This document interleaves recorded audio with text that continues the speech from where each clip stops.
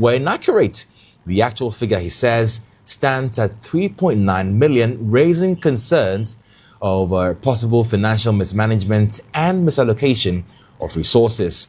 The current Education Minister, Haruna Iddrisu, has warned that such discrepancies could distort government expenditure and planning, while anti-corruption campaigners believe that these inflated figures could lead to wrongful payments. So what does this mean for accountability in government spending, and how does it affect the integrity of the Free Senior High School program?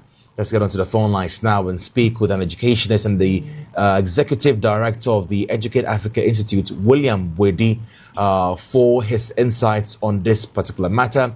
Mr. Wedi, many thanks for your time. Thank you for joining us. Now, how do you think these discrepancies in the Free Senior High School numbers can impact educational planning and resource allocation? Okay, good evening to your listeners and viewers.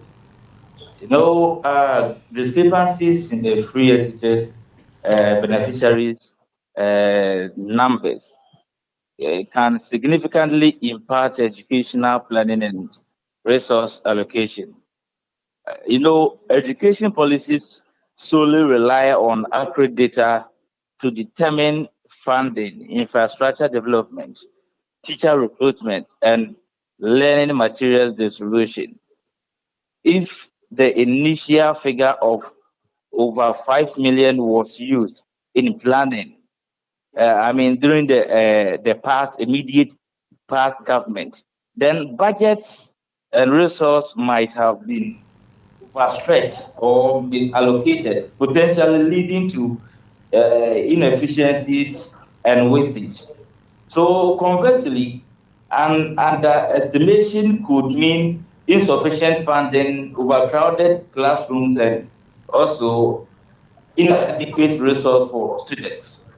So this would be some of the issues that will pop up when it happens this way.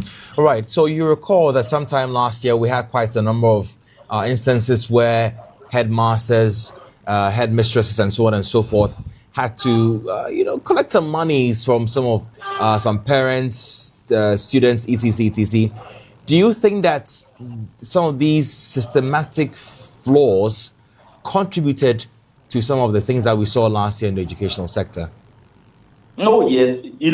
The admission of such a major error raises concerns about systemic flaws in Ghana's education management. And it suggests weaknesses in data collection, also monitoring and reporting mechanisms, which can undermine transparency and accountability as well. So if such discrepancies are not properly addressed, I am telling you, there could be erode public trust and government policies and fuel perception of mismanagement or corruption. Strengthening data verification systems and ensuring greater oversight are crucial or important for effective policy implementation and long-term educational development. And these are some of the things Educate Africa Institute always advocates for. We always want to ensure that there is transparency, total transparency and accountability. But, in this country, when we are advocating for some of these things, people tell me to be too political or you are wearing a political lens. Why? It is not. We must, at all costs, put Ghana first in our daily. Right. Finally, I'm glad that you mentioned the facts about data verification and so on and so forth. So from where you sit, what steps should government take to ensure that data being collected is accurate, verifiable, so as to prevent such occurrences in the future?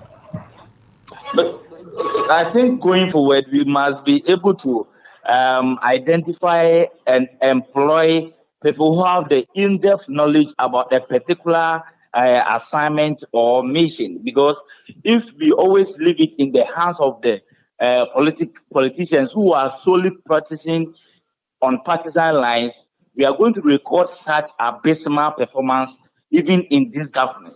So we must engage professionals who are well abreast with knowledge in terms of data collection and analysis, which will also help us to develop a proper policies which will be implemented to end this kind of corrupt activities being put up by some of the government appointees. These are some of the reasons why we keep hammering that at a point there are some ministries we shouldn't engage or appoint political figures. We must appoint or get on board advocates who are 100% genuine in their dealings. These people could help us to save money. And I don't think those people are going to factor themselves in corrupt activities. I want to thank you so much for your time. You heard William Bwede, who's an educationist, speaking to us there.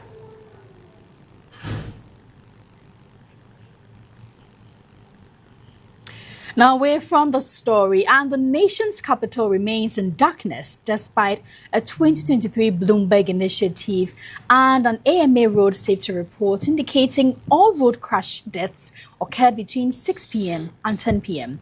Between 2020 and 2021, MEDA spent $15.8 million on street light replacement projects